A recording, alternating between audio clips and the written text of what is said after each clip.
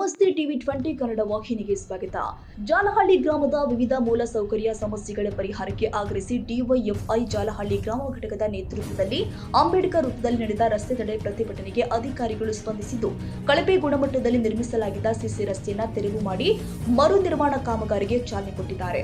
ಅಂಬೇಡ್ಕರ್ ವೃತ್ತದಿಂದ ಲಕ್ಷ್ಮೀ ರಂಗನಾಥ ದೇವಸ್ಥಾನದವರೆಗೆ ನಿರ್ಮಿಸಿರುವ ಸಿಸಿ ರಸ್ತೆ ಕಳಪೆ ಗುಣಮಟ್ಟದಾಗಿದೆ ಅಂತ ಆರೋಪಿಸಿದ ಪ್ರತಿಭಟನಾಕಾರರು ರಸ್ತೆ ಮರು ನಿರ್ಮಾಣ, ಗ್ರಾಮಕ್ಕೆ 110 ಕೆವಿ ವಿದ್ಯುತ್ ಉಪಕೇಂದ್ರ ಮಂಜೂರು, ಭಗತ್ ಸಿಂಗ್ ಕಾಲೋನಿಗೆ ಶಾಶ್ವತ ವಿದ್ಯುತ್ ಸಂಪರ್ಕ ಹಾಗೂ ಬಳ್ಳಯ್ಯನ ಕಟ್ಟೆಯಿಂದ ಹಟ್ಟಿ ಮುಖ್ಯ ರಸ್ತೆವರೆಗೆ ಸಿಸಿ ರಸ್ತೆ ನಿರ್ಮಾಣ ಸೇರಿ ಹಲವು ಬೇಡಿಕೆಗಳನ್ನು ಮುಂದಿಟ್ಟಿದ್ದಾರೆ. ರಸ್ತೆ ತಡೆಯಿಂದಾಗಿ ಕೆಲಕಾಲ ವಾಹನ ಸಂಚಾರಕ್ಕೆ ಅಡಚಣೆ ಉಂಟಾಗಿದೆ. ಪ್ರತಿಭಟನೆಯನ್ನ ಉದ್ದೇಶಿಸಿ ಮಾತನಾಡಿದ ಸಿಐಟಿಯು ಮುಖಂಡ ಶಬ್ಬೀರ್, ಜಾಲಹಳ್ಳಿ ಗ್ರಾಮದಲ್ಲಿ ಒಳಚರಂಡಿ ಸಮಸ್ಯೆ, ಕಳಪೆ ಕಾಮಗಾರಿಗಳು ಹಾಗೂ ಅಭಿವೃದ್ಧಿ ಕಾರ್ಯಗಳ ವಿಳಂಬದ ಬಗ್ಗೆ ಅಸಮಾಧಾನ ವ್ಯಕ್ತಪಡಿಸಿದ್ದಾರೆ. ಜನರ ತೆರಿಗೆ ಹಣದ ಬಳಕೆಯಲ್ಲಿ ಪಾರದರ್ಶಕತೆ ಇರಬೇಕು ಅಂತ ಒತ್ತಾಯ ಮಾಡಿದ್ದಾರೆ. ಗಿರಿಯಪ್ಪ ಪೂಜಾರಿ ಮಾತನಾಡಿ, ವಾಲ್ಮೀಕಿ ಭವನ ನಿರ್ಮಾಣ ವರ್ಷಗಳಿಂದ ಪೂರ್ಣಗೊಂಡಿಲ್ಲ ಅಂತ ಆರೋಪಿಸಿದ್ದಾರೆ. ಕಾಮಗಾರಿಗಳಲ್ಲಿ ಭ್ರಷ್ಟಾಚಾರ ಹಾಗೂ ಕಮಿಷನ್ ಪದ್ಧತಿ ಹೆಚ್ಚಾಗ್ತಾ ಇರೋದ್ರಿಂದ ಅಭಿವೃದ್ಧಿಗೆ ಹಿನ್ನಡೆಯಾಗಿದೆ ಎಂದಿದ್ದಾರೆ. ನರಸಣ್ಣ ನಾಯ್ಕ ಮಾತನಾಡಿ, ಕಲ್ಯಾಣ ಕರ್ನಾಟಕ ಪ್ರದೇಶದ ಅಭಿವೃದ್ಧಿಗೆ ಬಿಡುಗಡೆಯಾಗುವ ಅನುದಾನದ ಸಮರ್ಪಕ ಬಳಕೆ ಆಗ್ತಾ ಇಲ್ಲ ಅಂತ ಆರೋಪಿಸಿ ಬೇಡಿಕೆಗಳನ್ನು ಶೀಘ್ರವೇ ಈಡೇರಿಸದಿದ್ದರೆ ಹೋರಾಟವನ್ನ ತೀವ್ರಗೊಳಿಸುವುದಾಗಿ ಎಚ್ಚರಿಕೆ ಕೊಟ್ಟಿದ್ದಾರೆ. ವಿದ್ಯಾರ್ಥಿ ಮುಖಂಡ ಮಹಾಲಿಂಗ ದೊಡ್ಡಮನೆ ಗ್ರಾಮಾಭಿವೃದ್ಧಿ ಕಾಮಗಾರಿಗಳಲ್ಲಿ ಗುಣಮಟ್ಟ ಮತ್ತು ಪಾರದರ್ಶಕತೆ ಕಾಪಾಡುವಂತೆ ಆಗ್ರಹ ಮಾಡಿದ್ದಾರೆ. ಇನ್ನು ಪ್ರತಿಭಟನೆಯ ನಂತರ ಕೆಕೆಆರ್ಡಿಬಿ ಅಧಿಕಾರಿಗಳು ಕಳಪೆ ಸಿಸಿ ರಸ್ತೆಯನ್ನು ತೆರವು ಮಾಡಿ ಮರು ನಿರ್ಮಾಣ ಕಾಮಗಾರಿಗೆ ಚಾಲನೆ ಕೊಟ್ಟಿದ್ದಾರೆ. ಜೆಸ್ಕಾಂ ಎಇಇ ಹಾಗೂ ಉಪ ತಹಸೀಲ್ದಾರ್ ಅವರು ಪ್ರತಿಭಟನಾಕಾರರೊಂದಿಗೆ ಚರ್ಚೆ ಮಾಡಿ ಭಗತ್ ಸಿಂಗ್ ಕಾಲೋನಿಗೆ ಆಗಸ್ಟ್ 15ರ ಒಳಗೆ ಶಾಶ್ವತ ವಿದ್ಯುತ್ ಸಂಪರ್ಕ ಕಲ್ಪಿಸುವುದಾಗಿ ಲಿಖಿತ ಭರವಸೆ ಕೊಟ್ಟಿದ್ದಾರೆ. ಜೊತೆಗೆ 110 ಕೆವಿ ವಿದ್ಯುತ್ ಉಪಕೇಂದ್ರಕ್ಕೆ ಸಂಬಂಧಿಸಿದ ಪಹಣಿ ದಾಖಲೆ ದೊರೆತ 1 ತಿಂಗಳ ಒಳಗೆ ಕಟ್ಟಡ ಕಾಮಗಾರಿ ಆರಂಭಿಸುವುದಾಗಿ ತಿಳಿಸಿದ್ದಾರೆ. ಈ ಭರವಸೆಯ ಹಿನ್ನೆಲೆ ಡಿವೈಎಫ್ಐ ಮುಖಂಡರು ರಸ್ತೆ ತಡೆ ಪ್ರತಿಭಟನೆಯನ್ನ ಹಿಂಪಡೆದಿದ್ದಾರೆ. ಈ ರೀತಿ ಒಂದು ತಿಂಗಳ ಕಿತ್ತವರ್ಕ ನಾನು ರಿಸೈನ್ ಮಾಡಿ ಹೋಗ್ತೀನಿ ಅಂತ ಹೇಳಿದ್ವಿ. ಸ್ಟಾರ್ಟಿಂಗ್ ಕೆಲಸ ಮಾಡಕ್ಕೆ ಅಡ್ಡ ಬಂದಿವಿ. ದಯವಿಟ್ಟು ನೀವು ಸರಿಯಾದ ರೀತಿಯಲ್ಲಿ ಮಾಡೋವಲ್ರಿ, ಸರಿಯಾಗಿ ಮಾಡಕ್ಕೆ ಬಂದಂತ ಏನ್ ಹೇಳಿದ್ರೆ ನಾನು ರಿಸೈನ್ ಮಾಡಿ ಹೋಗ್ತೀನಿ ಅಂತ ಹೇಳಿದ್ರಿ. ಮತ್ತು ಈ ಕಾಮಗಾರಿ ಮುಂಚೆನೆ ನಿಮಗೆ ಹೇಳಿದ್ವಿ. ಯಾಕಂದ್ರೆ ಈ ಹಿಂದೆ ಹಲವಾರು ಕಾಮಗಾರಿ ತಿಂಗಳ ಕಿತ್ತು ಹೋಗ್ತೇವ. ಜಾಲಹಳ್ಳಿ ಆದ್ರೂ ಒಂದಿಷ್ಟು ಕೇಳೋರು ಅದರ ಸರಿಗೆ ಮಾಡೋದು ನಿಮ್ಗೆ ಹೇಳಿದ್ವಿ ಇಲ್ಲ. ಏನು ಆಟ ಹಚ್ಚಿದ ಏನಂದ್ರೆ ನೀವು ಏನು ಇಂಜಿನಿಯರ್ ಏನೋ ದನ ಕಾಯೋರ ನೀವು ಮಾತಾಡ್ರಿ. ನೀವು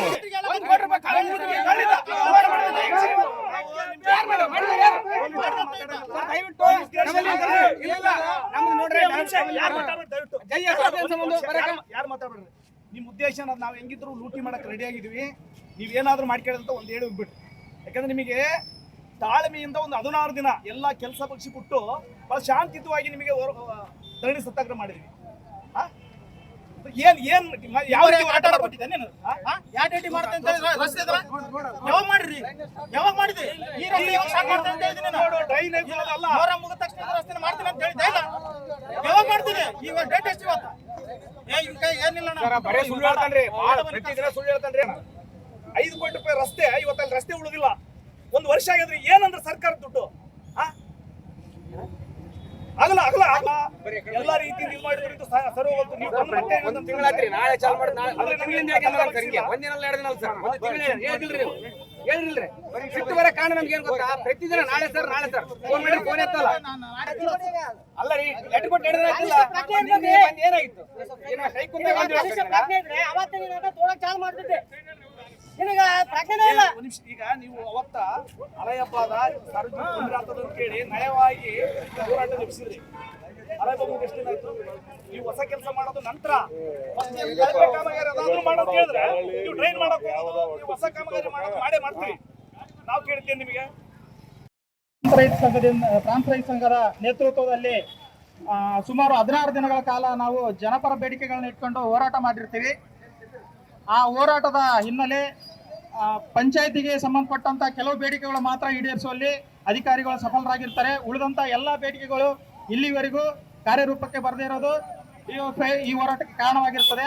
ಮುಖ್ಯ ಬೇಡಿಕೆಗಳಾಗಿ ಅಂಬೇಡ್ಕರ್ ವೃತ್ತದಿಂದ ಶ್ರೀ ಲಕ್ಷ್ಮೀ ರಂಗನಾಥವರೆಗೂ ಆದಂಥ ಕಳಪೆ ಸಿಸಿ ರಸ್ತೆಯನ್ನು ಮರು ನಿರ್ಮಾಣ ಮಾಡಬೇಕು ಹಾಗೂ ಗ್ರಾಮದಲ್ಲಿ 110 ಕೆವಿ ಕೇಂದ್ರವನ್ನು ನಿರ್ಮಾಣ ಮಾಡಬೇಕು ಮತ್ತು ಬಳ್ಳಯ್ಯನ ಕಟ್ಟೆಯಿಂದ ಹಟ್ಟಿ ಮುಖ್ಯ ರಸ್ತೆವರೆಗೂ ಸಿಸಿ ರಸ್ತೆ ನಿರ್ಮಾಣ ಮಾಡಬೇಕು ಅಂತೇಳಿ ಮತ್ತು ವಾಲ್ಮೀಕಿ ಭವನವನ್ನ ಅರ್ಧಕ್ಕೆ ಬಿಟ್ಟಿರೋ ಕಟ್ಟಡವನ್ನ ಪೂರ್ತಿ ಪ್ರಮಾಣದಲ್ಲಿ ನಿರ್ವಹಿಸಬೇಕು ಅಂತೇಳಿ ಡಿವೈಎಫ್ಐ ಕೋರಿ ಇವತ್ತು ರಸ್ತೆ ತಡೆ ನಡೆಸಿದೆ. ಈ ರಸ್ತೆ ತಡೆಗೆ ಆಗಮಿಸಿರ್ತಕ್ಕಂಥ ಕಾಮರಾಜ್ ನರಸಣ್ಣ ಅವರಿಗೆ ಈ ಹೋರಾಟಕ್ಕೆ ಸ್ವಾಗತನ ಕೋರ್ತೀನಿ. ಅದೇ ರೀತಿ ಇನ್ನೋರ್ವ ಮುಖಂಡರಾದ ಶಬೀರ್ ಅವರಿಗೆ ಕೂಡ ಈ ಹೋರಾಟಕ್ಕೆ ಸ್ವಾಗತನ ಕೋರ್ತೀನಿ. ಅದೇ ರೀತಿ ಮೋನೇಶ್ ದಾಸರ್ ಅವರಿಗೆ ಮತ್ತು ರಿಯಾಜ್ ಅವರಿಗೆ, ಅದೇ ರೀತಿ ಡಿವೈಎಫ್ಐನ ಸರ್ವ ಸದಸ್ಯರಿಗೂ ಕೂಡ ಈ ಹೋರಾಟಕ್ಕೆ ಸ್ವಾಗತವನ್ನು ಕೋರ್ತೀನಿ. ಈ ಹೋರಾಟ ಕಾಮಗಾರಿಗಳು ಕಾರ್ಯರೂಪಕ್ಕೆ ಬರೋ ತನಕ ಈ ಹೋರಾಟ ನಿಲ್ಲಲ್ಲ. ಈ ಹೋರಾಟವನ್ನು ನಿರ್ಲಕ್ಷಿಸಿದ ಮುಂದಿನ ದಿನಗಳಲ್ಲಿ ಏನು ತಾಲೂಕಿನ ಮಟ್ಟಕ್ಕೆ ತಗೊಂಡು ಹೋಗ್ತೀವಿ ಮತ್ತು ತಹಶೀಲ್ದಾರ್ ಕಚೇರಿಯನ್ನು ಮುತ್ತಿಗಾಕೋ ಮಟ್ಟಿಗೆ ನಾವು ಡಿವೈಎಫ್ಐ ಮುಂದಾಗ್ತೀವಿ ಅಂತ ಹೇಳಿ ಅವ್ರಿಗೆ ಎಚ್ಚರಿಕೆ ವಹಿಸ್ತೀನಿ. ಈ ಹೋರಾಟದ ಕುರಿತು ನರಸಣ್ಣ ಸಿಪಿಎಂ ಪಕ್ಷದ ತಾಲೂಕಾ ಕಾರ್ಯದರ್ಶಿಗಳಾಗಿರ್ತಕ್ಕಂಥ ನರಸಣ್ಣ ನಾಯ್ಕರೇ, ಡಿವೈಎಫ್ಐನ ಜಿಲ್ಲಾ ಸಂಚಾಲಕರಾಗಿರ್ತಕ್ಕಂಥ ರಾಜು ನಾಯಕರೇ, ಅಧ್ಯಕ್ಷ ಆಗಿರ್ತಕ್ಕಂಥ ರಿಯಾಜ್ ಆರ್ಕರೇ ಮತ್ತು SFIನ ಗೆಳೆಯರೇ ಹಾಗೂ ಗ್ರಾಮ ಪಂಚಾಯತ್ ಸದಸ್ಯರಾಗಿರ್ತಕ್ಕಂಥ ಮಕ್ತುಂ ಭಾಷೆ ಅವರೇ ಮತ್ತು ಶಿವಮಾನಪ್ಪ ತ್ಯಾಪ್ಲೆಯವರೇ, ಈಗಾಗಲೇ ಜಾಲಹಳ್ಳಿಯಲ್ಲಿ ವಂಟನ್ ಕೇಳಬೇಕು, ಏನು ಬುಳ್ಳನಕಟ್ಟಿಯಿಂದ ಕಮ್ಮಲಿನ ರಸ್ತೆವರೆಗೆ ರಸ್ತೆಯನ್ನು ನಿರ್ಮಾಣ ಮಾಡಬೇಕಂತೇಳಿ ಮತ್ತು ಜಾಲಹಳ್ಳಿಯಲ್ಲಿ ಏನಿವತ್ತು ಮೀಸಲಾತಿ ಕ್ಷೇತ್ರ ನಾವು ಬಹುಸಂಖ್ಯಾತರಿದ್ದೀವಿ, ST ಜನಾಂಗದ ಒಂದು ವಾಲ್ಮೀಕಿ ಭವನ ಇವತ್ತು ನಮ್ಗೆ ಹೇಳೋದಕ್ಕೆ ನಾಚಿಕೆ ಆಗ್ತದೆ.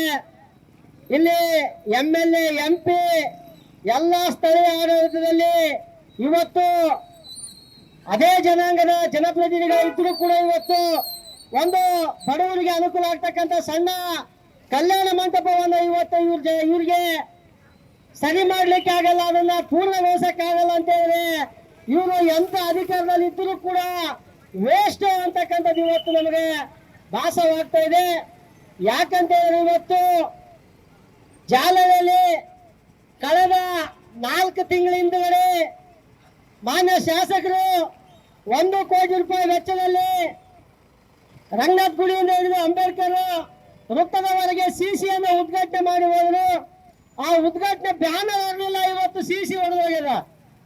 ಆ ಬ್ಯಾನರ್ ಹಂಗೆ ಅಲ್ಲಿ ಬ್ಯಾನರ್ ಹೊಡೆದು ಹೋಗಿಲ್ಲ, ಇವತ್ತು CC ಎಲ್ಲ ಕಿತ್ಕೊಂಡು ಹೋಗ್ಯದ. ಅದನ್ನ ಮಾಡಬೇಡ್ರಿ, ಇದೆಲ್ಲ ಕಳಪೆ ಅದಂತೇಳಿ ನಾವು ನಿಲ್ಸಕ್ ಹೋಗ್ರಿ. ಜೈ ಮತ್ತು ಏಳಬಲಿ ಇದು 20 ವರ್ಷ ಬರ್ಲಿಕ್ಕಂದ್ರೆ ನಾವು ಕೆಲಸದಲ್ಲಿ ಇರಲ್ಲ ಅಂತೇಳಿ ರಿಸೆಕ್ಷನ್ ಮಾಡ್ತೀವಿ, ನಾವು ರಾಜೀನಾಮೆ ಕೊಡ್ತೀವಿ ಅಂತೇಳಿ ಇವತ್ತು ನಮಗೆ ಹೇಳಿರ್ತಕ್ಕಂಥದ್ದು. ಇವತ್ತು ಜೈ ಇದು ರೋಡ್ ನಾವು ಕಳೆದ ತಿಂಗಳು 15 ದಿನ ಹೋರಾಟ ಮಾಡುವಾಗ ಇಡೀ ರೋಡ್ ಅನ್ನು ತೋರಿಸಿದ್ವಿ. ಅಲ್ಲಿ ಎಲ್ಲ ಬರೇ ಡಸ್ಟ್ ಅನ್ನು ಹಾಕಿ ಕಳಪೆ ಕಾಮಗಾರಿಯನ್ನು ಮಾಡಿ ಬಿಲ್ಲನ್ನು ಎತ್ತುವಳಿ ಮಾಡಲಾಗ್ಯದ.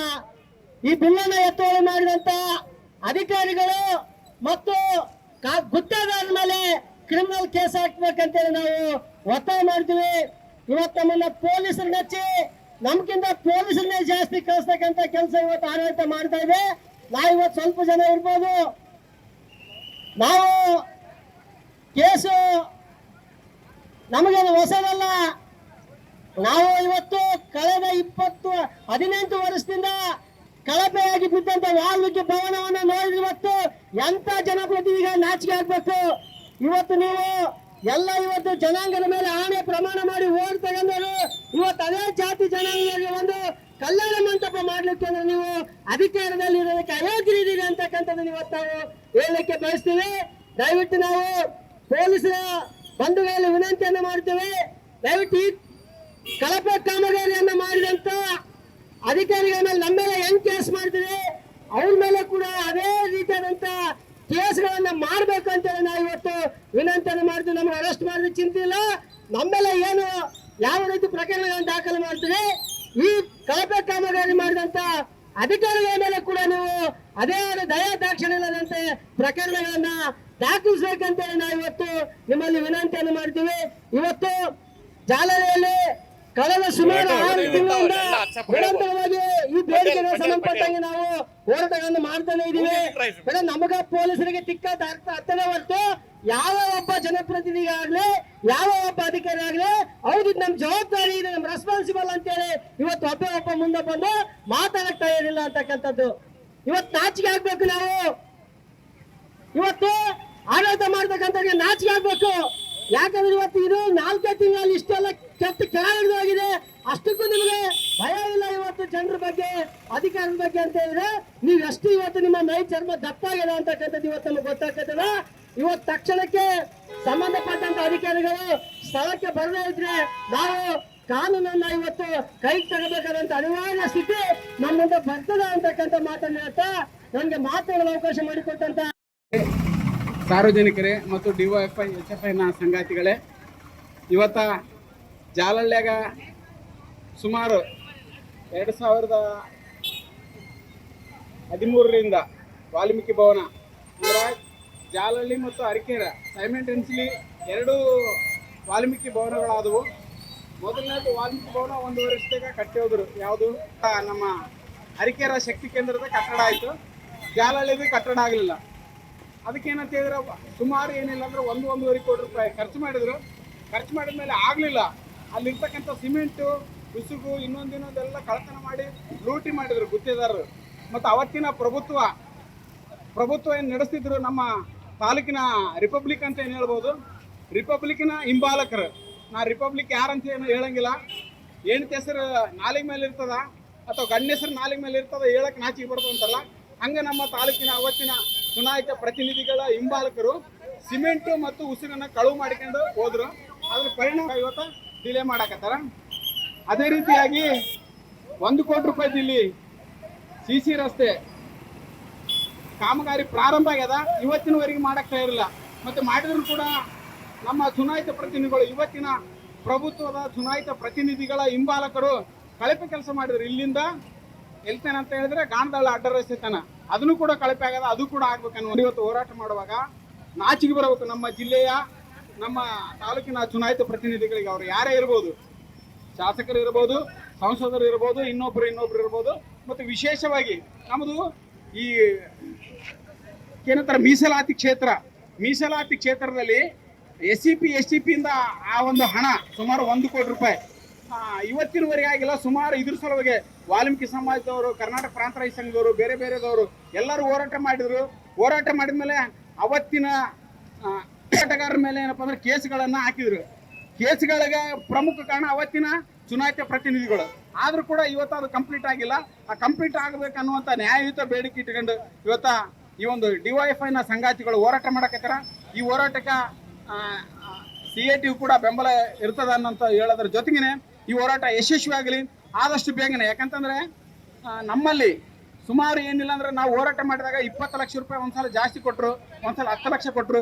ಹಿಂಗೆ ಲ್ಯಾಂಡ್ ಆರ್ಮಿಯವರು, ಕೆಶಟಿಕ್ನವರು ಲೂಟಿ ಮಾಡಿ ಇವತ್ತು ತೊಂದರೆ ಮಾಡಿದ್ರು. ಹಿಂಗಾಗಿ ಅದು ಆದಷ್ಟು ಬೇಗನೆ ಆಗ್ಬೇಕು. ಯಾಕಂದ್ರೆ ಇಲ್ಲಿ ನೋಡ್ರಿ, ಸಾರ್ವಜನಿಕರಿಗೆ ರಸ್ತೆ ತಡೆ ಸುಪ್ರೀಂ ಕೋರ್ಟ್ ಆದೇಶ ಏನದ, ರಸ್ತೆ ತಡೆ ಚಳವಳಿ ಮಾಡಬಾರ್ದು ಅಂತೇಳಿ.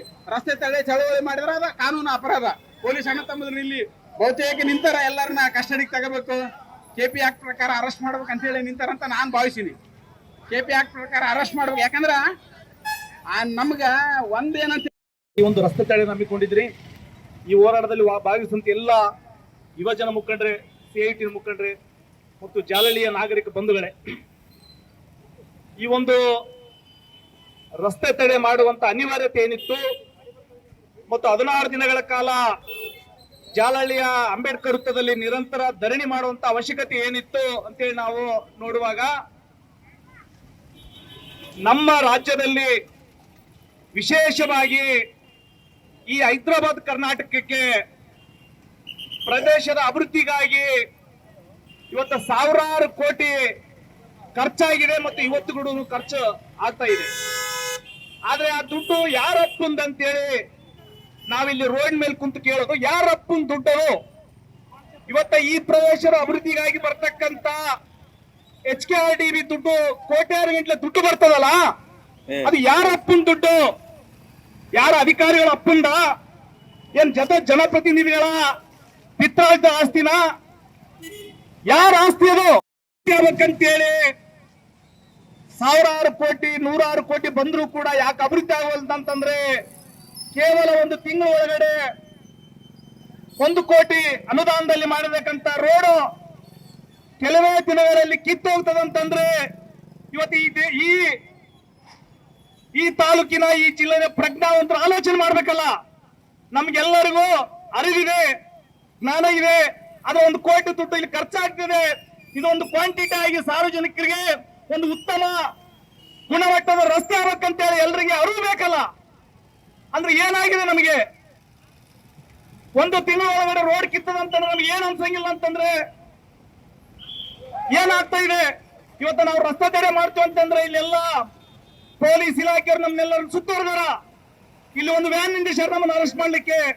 ಎಲ್ಲ ಅವ್ರ ತಯಾರಲ್ಲಿ ಇದಾರ. ನಾವು ಕೂಡ ಮಾನಸಿಕವಾಗಿ ಸಿದ್ಧತೆಯಲ್ಲಿ ಬಂದಿದ್ದೀವಿ.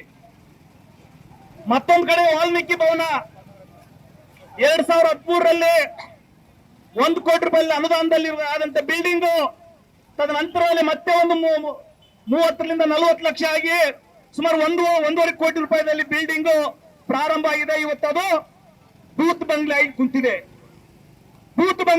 ಇದಕ್ಕೆ ಯಾರು ಕಾರಣ, ಏನ್ ಕಾರಣ? ಮತ್ತೆ ಈ ದೇಶ ಈ ಭಾಗದ ಜನಪ್ರತಿನಿಧಿಗಳು, ನಾವು ಅಭಿವೃದ್ಧಿ ಅಧಿಕಾರರು ಇವತ್ತು ಸಾಮಾಜಿಕ ಜಾಲತಾಣದಲ್ಲಿ ಕೆಲವರೆಲ್ಲ ಬರ್ತೇನೆ ಮಾಡ್ಕೊಂತಾರ. ಕೆಲವರೆಲ್ಲ ನಾವೆಲ್ಲ ಅಭಿವೃದ್ಧಿ ಅಧಿಕಾರರು ಒಂದಿಷ್ಟು ಏನೇನೋ ಸಾಮಾಜಿಕ ಜಾಲತಾಣದಲ್ಲಿ ಇವತ್ತು ನೋಡ್ತೀವಿ. ಎಲ್ಲಿ ಅಭಿವೃದ್ಧಿ ಅಧಿಕಾರಿಗಳು ಇವತ್ತು 106 ಕೋಟಿ ಬಂದರೂ ಕೂಡ ನಿಮ್ಮ ಕುಟುಂಬದ ಅಭಿವೃದ್ಧಿ ಆಯ್ತು.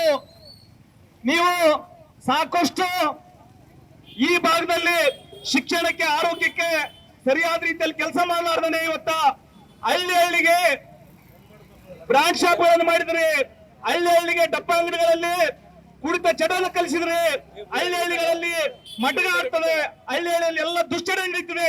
ಆ ದುಶ್ಚಟಕ್ಕೆ ನಮ್ಮ ಸಾಮಾನ್ಯ ಜನರು, ಕೂಲಿಕಾರರು, ಬಡವರು ಮಕ್ಕಳೆಲ್ಲ ಹಾಳಾಗಿ ಇವತ್ತ ಅದೇ ಕುಡಿತ ಚಟಕ್ಕೆ ಬಲಿಯಾಗಿ ಅನಾರೋಗ್ಯದಿಂದ ಇವತ್ತ ಸಣ್ಣ ವಯಸ್ಸಿನಲ್ಲಿ ಸಾಯ್ತಾ ಇದಾರ.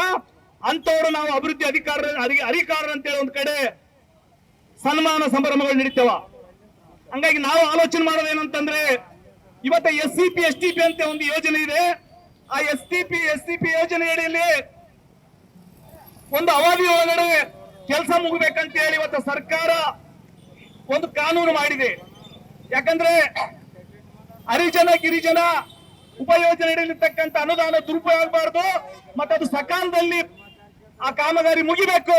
ಒಂದ್ ವೇಳೆ ಆ ಕಾಮಗಾರಿ ಮುಗಿಲಿಲ್ಲ ಅಂತಂದ್ರೆ SC ಕಾಯ್ದೆ ಅಡಿಯಲ್ಲಿ ಅವ್ರ ಮೇಲೆ ಪ್ರಕರಣ ದಾಖಲಿಸಬೇಕಂತೇಳಿ ಸಿದ್ದರಾಮಯ್ಯ ಹಿಂದಿನ ಸರ್ಕಾರ ಒಂದು ಕಾನೂನು ಮಾಡಿದೆ.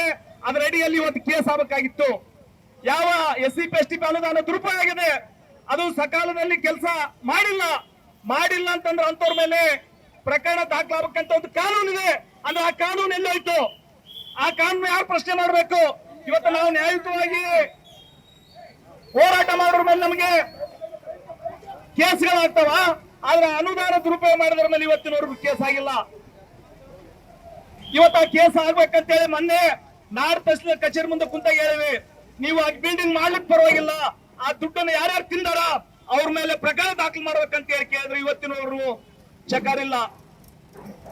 ಮತ್ತೊಂದ್ ಕಡೆ ಇವತ್ತು ನಾವು ಅದೇ ಕೇಳ್ತೀವಿ, ಈ ದುಡ್ಡು ಬೇರೆ ಯಾರ್ದು ಅಲ್ಲ, ದಿನನಿತ್ಯ ನಾವು ಈ ಭಾಗದ ರೈತರು, ಕೂಲಿಕಾರರು, ಕಾರ್ಮಿಕರು ದಿನನಿತ್ಯ ನಮ್ಮ ಬೆವರಿನಿಂದ ಸರ್ಕಾರಕ್ಕೆ ಹೋಗ್ತಕ್ಕಂಥ ತೆರಿಗೆದು, ನಾವು ಕಟ್ತಕ್ಕಂಥ ತೆರಿಗೆಯಿಂದ ಇವತ್ತು ಸರ್ಕಾರಕ್ಕೆ ಹಣ ಜಮಾ ಆಗ್ತದ. ಅದನ್ನ ನೀವು ಅಭಿವೃದ್ಧಿ ಹೆಸರಿನಲ್ಲಿ ಇವತ್ತು ಯೋಜನೆ ಮಾಡಿ ಮತ್ತೆ ತರ್ತೀರಿ. ಅದು ತಂದಾಗ ಈ ರೀತಿ ಯೋಜನೆಯನ್ನು ಲೂಟಿ ಮಾಡಿ ಗುತ್ತೇದಾರರು, ಹಿಂಬಾಲಕರು, ಜನಪ್ರತಿನಿಧಿ ಎಲ್ಲರೂ ಸೇರಿ ನೀವು ಲೂಟಿ ಮಾಡ್ತೀರಿ.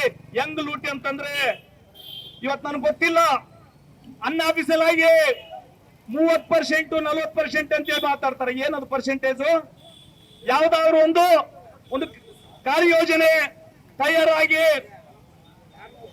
ಕೆಲಸ ನಡೆಯುವಾಗ 40% ಖರ್ಚಾಗ್ತದೆ ಅಂತೇಳಿ ಮಾತಾಡ್ತಾರ. ಏನು 40% ಅಂದ್ರೆ, ಇಲ್ಲಿರ್ತಕ್ಕಂಥ ಜನಪ್ರತಿನಿಧಿಗಳು ಮತ್ತು ಅಧಿಕಾರಿಗಳನ್ನು ಹಿಡ್ಕೊಂಡು ಜಿಲ್ಲಾ ಉಸ್ತುವಾರಿ ಮಂತ್ರಿವರೆಗೆ 40% ಖರ್ಚಾಗ್ತದ, ನಾವು ಹೆಂಗ್ ಅಭಿವೃದ್ಧಿ ಮಾಡ್ಬೇಕಂತೇಳಿ ಒಂದು ಕಡೆ ಗುತ್ತೇದಾರ್ ಮಾತಾಡ್ತಾರ.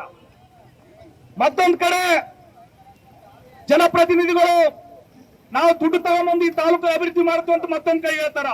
ಅಂದ್ರೆ 40% ದುಡ್ಡು ಯಾರಪ್ಪನ ದುಡ್ಡು ಅಂತೇಳಿ ನೀವು ಪರ್ಸೆಂಟೇಜ್ ತಗೊಂಡು ಈ ರೀತಿ ಯೋಜನೆಯನ್ನ ದುರುಪಯೋಗ ಪಡಿಸ್ಕೊಂಡು ಇವತ್ತು ಲೂಟಿ ಮಾಡಿ ಮತ್ತೆ ರಸ್ತೆಗಳನ್ನು ಹಾಳು ಮಾಡಿದ್ರೆ ಸುಮ್ಮನೆ ಕುಂದ್ರಬೇಕಾ? ನೋಡ್ಕೊಂತ ಕುಂದ್ರಬೇಕಾ? ಅಲ್ಲ, ನೀವು ಲೂಟಿ ಮಾಡೋದೆಲ್ಲ ನಾವು ನೋಡ್ಕೊಂತ ಕುಂದ್ರಬೇಕಾ? ಸಾಧ್ಯನೇ ಇಲ್ಲ. ಜನ ನಿಮಗೆ ಸರಿಯಾದ ರೀತಿಯಲ್ಲಿ ಎಲ್ಲವನ್ನ ತಿಳ್ಕೊಂಡು ನೀವು ಮಾಡ್ತಕ್ಕಂತ ಕಾರ್ಯಕ್ರಮಗಳಿಗೆ ನುಗ್ಗಿ ಗಲಾಟೆ ಮಾಡುವಂತ ಪರಿಸ್ಥಿತಿ ಬರ್ತದ. ಯಾಕಂದ್ರೆ ಈ ರೀತಿ ನೀವು ಹಗಲುದೊಳಗಡೆ ಇವತ್ತ ಕಳ್ಳರೆಲ್ಲ ರಾತ್ರಿ ಕಳ್ಳು ಮಾಡ್ತಾರೆ, ಯಾರು ಕಾಣಬಾರ್ದು ಅಂತೇಳಿ. ಕಳ್ಳರು ಯಾರು ಕಾಣಬಾರ್ದು ಅಂತೇಳಿ CCTV ತೆಗೆದು ಏನ್ ತೆಗೆದು ರಾತ್ರಿ ಕಳ್ಳು ಮಾಡ್ತಾರ. ಆದ್ರೆ ಈ ಹಗಲು ಕಳ್ಳರು ಅದಾರಲ್ಲ, ಈ ಹಗಲು ಕಳ್ಳರು ಹಗಲತ್ತಲ್ಲಿ ಇವತ್ತು ಈ ರೀತಿ ಲೂಟಿ ಮಾಡಿದ್ರೆ ಕಣ್ಣು ಕಿವಿ ಮೂಗು ನಮಗೇನು ಗೊತ್ತಿರಲಾರಂತೆ ಅಧಿಕಾರಿಗಳು ಮತ್ತು ಜನಪ್ರತಿನಿಧಿಗಳು ಈ ರೀತಿ ತಡೆತನ ಮಾಡ್ತಾರಂತಂದ್ರೆ ಸುಮ್ಮನೆ ಕುಂದ್ರಕ್ ಸಾಧ್ಯ ಇಲ್ಲ. ಈ ಒಂದು DYFI ನ ಯುವಕರು ಇದನ್ನೆಲ್ಲ ಕರೆಕ್ಟ್ ಆಗಿ ದಾಖಲಾತ್ಮಕವಾಗಿ ಇವತ್ತು ಹೋರಾಟ ಮಾಡಿ ಈ ಒಂದು ಕಾಮಗಾರಿಯನ್ನು ಸರಿ ಮಾಡ್ಬೇಕಂತ ಹೇಳಿ ಒಂದು ನಿರ್ಣಾಯಕ ಹೋರಾಟ ಮಾಡ್ತಾರ. ಈ ಒಂದು ನಿರ್ಣಾಯಕ ಹೋರಾಟಕ್ಕೆ ಕರ್ನಾಟಕ ಪ್ರಾಂತ ರೈತ ಸಂಘದಿಂದ, ಇಡೀ ಜಿಲ್ಲಾ ಸಮಿತಿಯಿಂದ ಈ ಒಂದು ಯುವಜನ ಸಂಘಟನೆ ಸಂಪೂರ್ಣ ಬೆಂಬಲ ಕೊಡ್ತೀವಿ. ನೋಡೋಣ ಈಗ ಅಧಿಕಾರಿಗಳು. ಪ್ರತಿಭಟನೆಯಲ್ಲಿ ಡಿವೈಎಫ್ಐ, ಸಿಆರ್ಟಿಯು ಸೇರಿ ವಿವಿಧ ಸಂಘಟನೆಗಳ ಮುಖಂಡರು ಹಾಗೂ ಗ್ರಾಮಸ್ಥರು ಭಾಗವಹಿಸಿದ್ರು. ದೇವದುರ್ಗ ಸಿಪಿಐ ಪುಂಡಲಿಕ್ ಅವರ ನೇತೃತ್ವದಲ್ಲಿ ಪೊಲೀಸ್ ಬಂದೋಬಸ್ತ್ ಒದಗಿಸಲಾಗಿತ್ತು. ಖಾಜಾ ಹುಸೇನ್ ಬಾಬಾ, ಜಾಲಹಳ್ಳಿ, ಟಿವಿ ಕನ್ನಡ.